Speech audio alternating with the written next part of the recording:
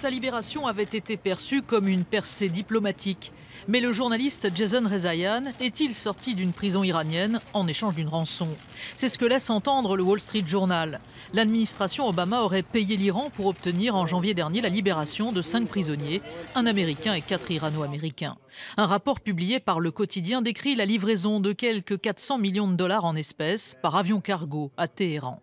La Maison-Blanche a reconnu le transfert de l'argent, mais a nié qu'il s'agissait d'une rançon. Nous n'avons pas payé et nous ne paierons pas de rançon pour obtenir la libération de citoyens américains. C'est un fait, c'est notre politique et c'est celle que nous avons constamment suivie.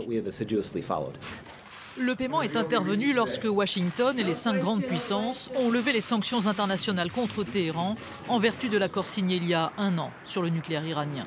Les autorités américaines affirment avoir aussi voulu régler financièrement un contentieux remontant à une période antérieure à la révolution islamique de 1979, le remboursement d'un contrat d'armement jamais honoré, en liquide, vu que l'Iran est déconnecté du système bancaire mondial.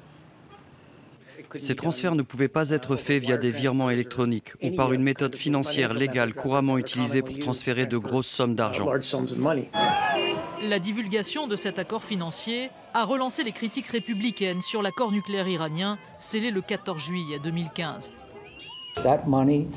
Cet argent n'aurait jamais dû aller à l'Iran. Il continuera de financer ces activités illégales et dangereuses. Donald Trump, candidat républicain à la présidentielle, a aussitôt réagi, qualifiant ce transfert d'argent de honte.